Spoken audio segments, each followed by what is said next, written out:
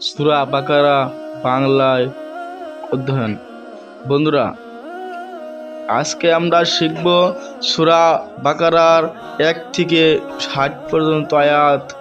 এর ভিতরে মুসা নবীর কিছু জীবনী এখানে বলা হয়েছে। মুসা আলাইহিস সালাম ফিরআউনের সঙ্গে যে জুলুম হয়েছিল সেটা আজ আমি ডাইরেক্ট কোরআন থেকে অর্থ ব্যাখ্যা করব। ইনশাআল্লাহ সকলেই আমার সঙ্গে থাকবেন ইনশাআল্লাহ। আমার ভিডিওগুলি যদি আপনাদের ভালো লাগে তবে আমার চ্যানেলটি সাবস্ক্রাইব করবেন এবং আমার পাশে থাকবেন। আমার এটা নতুন চ্যানেল আমি শুরু করেছি। তো চলুন এখন তাহলে শুরু করা যাক। বিসমিল্লাহির রহমানির রহিম। পরম করুণাময় আল্লাহর নামে শুরু করিতেছি। এটা ওই মহান কিতাব যাতে কোনো সন্দেহ নেই, মুত্তাকিদের জন্য পথ নিদর্শন। যারা গায়েবের প্রতি ঈমান আনে, নামাজ কায়েম করে এবং আমি যে জীবন উপকরণ তাদেরকে দিয়েছি থেকে তারা ব্যয় করে। আর তোমার প্রতি যা নাজিল হয়েছে ওই তোমার পূর্বে যা নাজিল হয়েছে তাতে তারা বিশ্বাস স্থাপন করে এবং পরকালের প্রতিও তারা নিশ্চিত বিশ্বাসী। তারাই তাদের প্রতিপালকের হিদায়াতের উপর প্রতিষ্ঠিত আছে আর তারাই সফলকাম। নিশ্চয় যারা কুফরি করেছে তাদেরকে তুমি ভয় দেখাও আর না দেখাও, উভয়টা তাদের জন্য সমান। তারা ঈমান আনবে না। আল্লাহ তাদের অন্তর ও কানের উপর মোহর করে দিয়েছেন আর তাদের চোখে আছে আবরণ আর তাদের জন্য আছে মহা শাস্তি।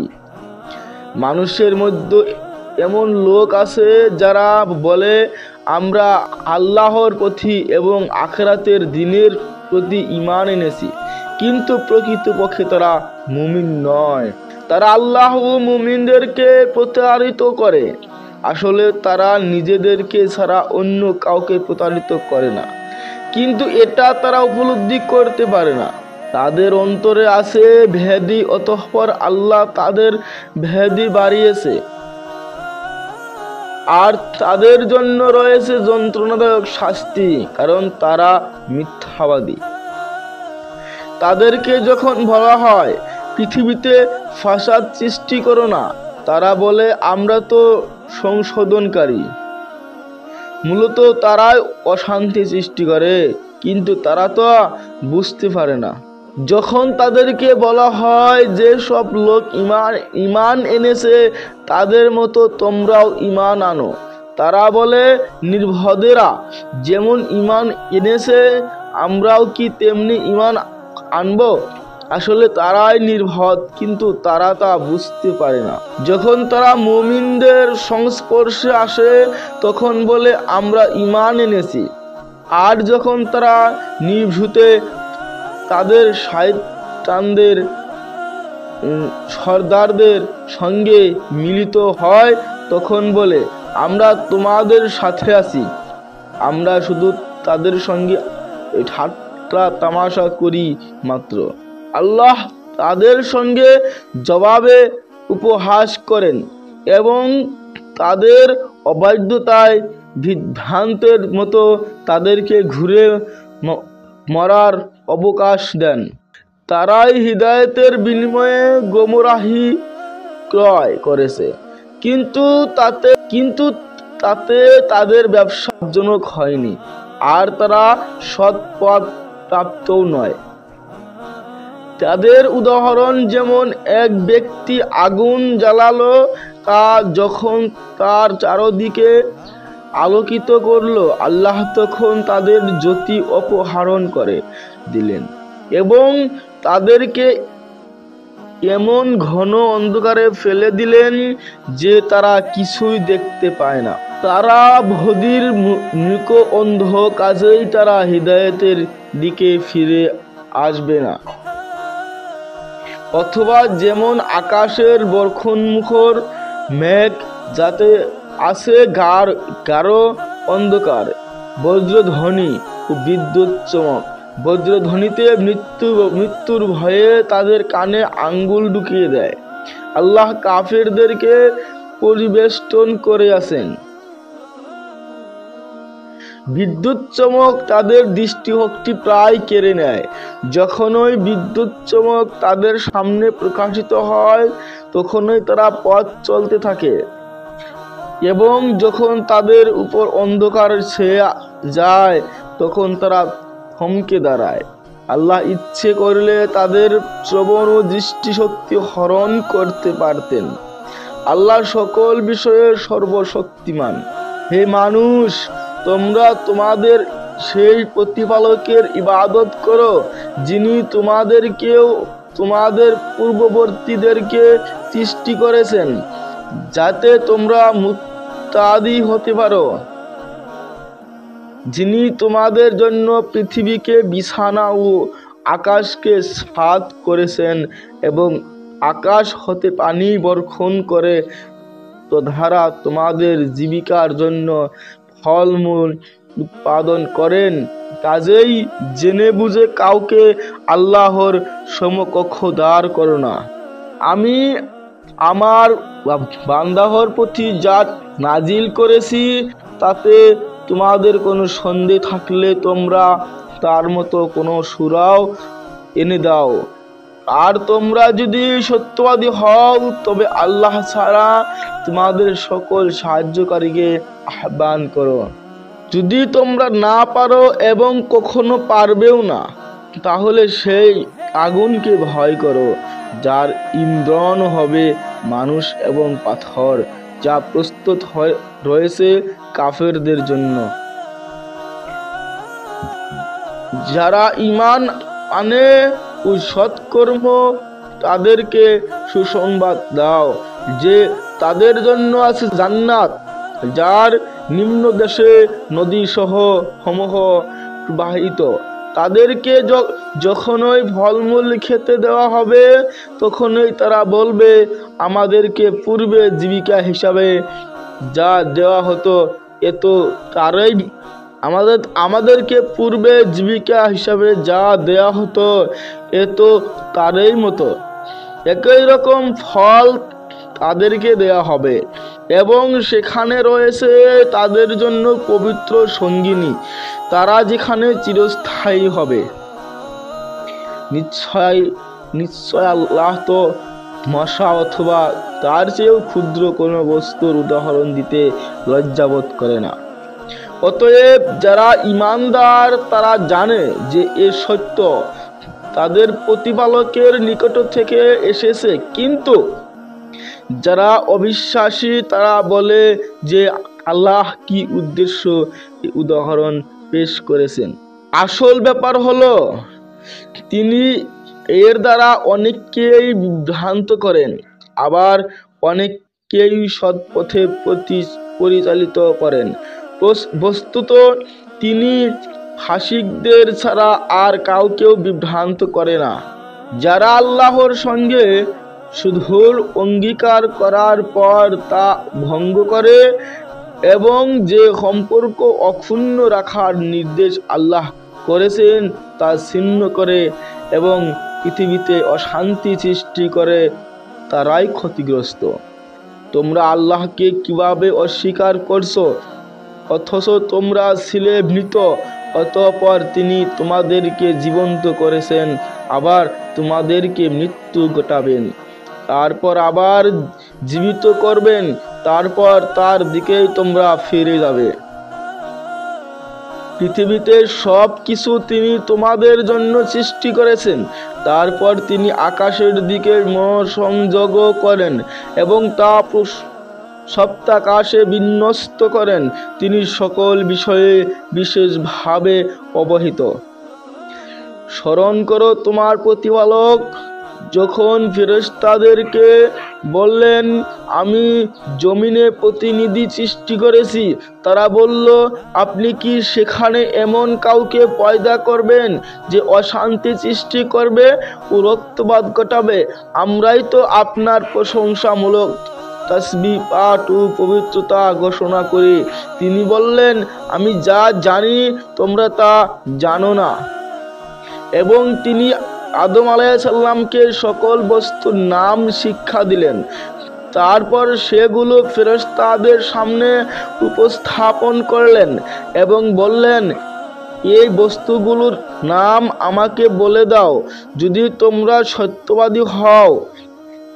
তারা বলল আপনি পবিত্র মহান, আপনি আমাদেরকে যা শিক্ষা দিয়েছেন তা ছাড়া আমাদের কোনো জ্ঞানই নেই। নিশ্চয় আপনি সর্বজ্ঞ ও সর্বাজ্ঞাময় ও প্রজ্ঞাময়। তিনি নির্দেশ করলেন হে আদম এ জিনিসগুলোর নাম তাদেরকে জানিয়ে দাও। যখন সে এ সকল নাম তাদেরকে বলে দিল তখন তিনি বললেন আমি কি তোমাদেরকে বলিনি যে নবমণ্ডল ও ভূমণ্ডলের অদৃশ্য বস্তু সম্পর্কে আমি নিশ্চিতভাবে অবহিত এবং তোমরা যা প্রকাশ করো ও গোপন করো আমি তাও অবগত। যখন আমি ফেরেশতাদেরকে বললাম আদমকে সাজদা করো, যখন ইবলিস ছাড়া সকলেই সাজদা করলো সে অমান্য করলো ও অহংকার করলো, কাজেই সে কাফিরদের অন্তর্ভুক্ত হয়ে গেল। আমি বললাম হে আদম তুমি ও তোমার স্ত্রী জান্নাতে বসবাস করো এবং যেখানে যা ইচ্ছে খাও, কিন্তু এই গাছের নিকটে যেও না, গেলে তোমরা সীমালঙ্ঘনকারীদের মধ্যে শামিল হবে। কিন্তু শয়তান তাদেরকে পথস্খলন ঘটালো এবং তারা দুজন যেখানে ছিল তাদেরকে সেখান থেকে বের করে দিল। আমি বললাম নেমে যাও, তোমরা পরস্পরের শত্রু, দুনিয়াতে কিছু কালের জন্য তোমাদের বসবাস ও জীবিকা আছে। তারপর আদম আলাইহিস সালাম তার প্রতিপালকের নিকট হতে কিছু বাণী প্রাপ্ত হলো। অতঃপর আল্লাহ তার প্রতি ক্ষমা প্রদর্শন করলেন, তিনি অত্যন্ত ক্ষমাশীল পরম দয়ালু। আমি বললাম তোমরা সকলেই এখান হতে নেমে যাও। পরে যখন আমার নিকট হতে তোমাদের কাছে সৎ পথের নির্দেশ আসবে তখন যারা আমার সৎ পথের অনুসরণ করবে তাদের কোনো ভয় নেই এবং তারা দুঃখিতও হবে না। আর যারা কুফরি করবে ও আমার নিদর্শনগুলোকে অস্বীকার করবে তারাই জাহান্নামী, সেখানে তারা চিরকাল থাকবে। হে বানি ইসরাইল আমার সেই অনুগ্রহকে স্মরণ করো যার দ্বারা আমি তোমাদেরকে অনুগৃহীত করেছি এবং আমার সঙ্গে তোমাদের অঙ্গীকার পূর্ণ করো, আমিও তোমাদের সঙ্গে আমার অঙ্গীকার পূর্ণ করব এবং তোমরা কেবল আমাকেই ভয় করো। আর তোমরা ঈমান আনো সেই কিতাবের প্রতি যা তোমাদের নিকট আছে তার প্রত্যয়নকারী এবং তোমরা তার প্রথম প্রত্যাখ্যানকারী হও না এবং আমার আয়াতের বিনিময়ে সামান্য মূল্য গ্রহণ করো না। তোমরা কেবল আমাকেই ভয় করো। তোমরা সত্যকে মিথ্যের সাথে মিশ্রিত করো না এবং জেনে শুনে সত্য গোপন করো না। তোমরা নামাজ কায়েম করো, যাকাত দাও এবং রুকুকারীদের সঙ্গে রুকু করো। তোমরা কি মানুষকে সৎকর্মের নির্দেশ দিবে এবং নিজেদের কথা ভুলে যাবে, অথচ তোমরা কিতাব পাঠ করো? তবে কি তোমরা বুঝো না? তোমরা ধৈর্য ও সালাতের মাধ্যমে সাহায্য প্রার্থনা করো আর তা আল্লাহ ভীরু ব্যক্তিবর্গ ছাড়া জন্য সকলের কাছে নিশ্চিতভাবে কঠিন। যারা নিশ্চিত বিশ্বাস করে যে তাদের প্রতিপালকের সঙ্গে তাদের সাক্ষাৎ ঘটবেই এবং তারই দিকে তারা ফিরে যাবে। হে বানী ইসরাইল, আমার সেই অনুগ্রহকে স্মরণ করো যা দ্বারা আমি তোমাদেরকে অনুগৃহীত করেছিলাম এবং পৃথিবীতে সকলের উপরে তোমাদেরকে শ্রেষ্ঠত্ব দিয়েছিলাম। তোমরা সেদিনকে ভয় করো যেদিন কেউ কারো উপকারে আসবে না এবং কারো সুপারিশ গৃহীত হবে না এবং কারো নিকট থেকে ক্ষতিপূরণ গ্রহণ করা হবে না, আর তারা কোনো রকম সাহায্যও পাবে না। স্মরণ করো, আমি যখন তোমাদেরকে ফেরাউন গোষ্ঠী হতে মুক্তি দিয়েছিলাম, যারা তোমাদের পুত্র সন্তানকে হত্যা করে আর তোমাদের নারীদেরকে জীবিত রেখে তোমাদেরকে মর্মান্তিক যন্ত্রণা দিত, আর এত তোমাদের প্রভুর পক্ষ থেকে ছিল মহাপরীক্ষা। স্মরণ করো যখন তোমাদের জন্য সাগরকে বিভক্ত করেছিলাম এবং তোমাদেরকে উদ্ধার করেছিলাম এবং ফিরআউন গোষ্ঠীকে নিমজ্জিত করেছিলাম, আর তোমরা তা চেয়ে চেয়ে দেখেছিলে। যখন মূসার উপর 40 রজনী ওয়াদা করেছিলাম কিতাব দানের জন্য, তার প্রস্থানের পর তোমরা তখন বাছুরকে উপাস্যরূপে গ্রহণ করেছিলে। বস্তুত তোমরা তো ছিলে জালিম। এরপরও আমি তোমাদেরকে ক্ষমা করেছি যাতে তোমরা কৃতজ্ঞতা প্রকাশ করো। স্মরণ করো যখন আমি মূসাকে কিতাব ও ফুরকান দিয়েছিলাম যাতে তোমরা সৎ পথ অবলম্বন করো। স্মরণ করো মূসা যখন আপন কওমের লোককে বলল, হে আমার কওম, বাছুরকে উপাস্যরূপে গ্রহণ করে তোমরা নিজেদের প্রতি কঠিন অত্যাচার করেছো, কাজেই তোমরা তোমাদের সৃষ্টিকর্তার নিকট তওবাহ করো এবং তোমরা নিজেদেরকে হত্যা করো। তোমাদের চেষ্টার নিকট এটাই শ্রেয়। অতঃপর তিনি তোমাদের প্রতি ক্ষমা প্রদর্শন করলেন। তিনি অত্যন্ত ক্ষমাশীল, পরম দয়ালু। স্মরণ করো যখন তোমরা বলেছিলে, হে মূসা, আমরা আল্লাহকে সরাসরি না দেখা পর্যন্ত তোমাকে কখনো বিশ্বাস করব না। তখন বজ্র তোমাদেরকে পকড়াও করেছিল আর তোমরা নিজেরাই তা প্রত্যক্ষ করেছিলে। অতঃপর তোমাদের মৃত্যুর পর আমি তোমাদেরকে আবার জীবিত করলাম যাতে তোমরা কৃতজ্ঞতা প্রকাশ করো। আমি মেঘ দ্বারা তোমাদের উপর ছায়া বিস্তার করলাম, তোমাদের কাছে মান্না ও সালওয়া প্রেরণ করলাম। তোমাদেরকে যা দান করেছি তা থেকে বৈধ বস্তুগুলো খাও, আর মূলত তারা আমার প্রতি কোনো জুলুম করেনি, বরং তারা নিজেদের প্রতি জুলুম করেছিল। স্মরণ করো যখন আমি বললাম, এক জনপদে প্রবেশ করো, সেখানে যা ইচ্ছে স্বচ্ছন্দে আহার করো, দ্বার দিয়ে নত শিরে প্রবেশ করো এবং বলো ক্ষমা চাই, আমি তোমাদের অপরাধ ক্ষমা করব এবং সৎকর্মশীলদের প্রতি আমার দান বৃদ্ধি করব। কিন্তু যারা অত্যাচার করেছিল তাদেরকে যা বলা হয়েছিল তার পরিবর্তে অন্য কথা বলল, কাজে জালিমদের প্রতি আমি আকাশ হতে শাস্তি প্রেরণ করলাম, কারণ তারা সত্য ত্যাগ করেছিল। স্মরণ করো যখন মূসা আলাইহিস সালাম তার কওমের জন্য পানি প্রার্থনা করলো, আমি বললাম, তোমার লাঠি দ্বারা পাথরের আঘাত করো, ফলে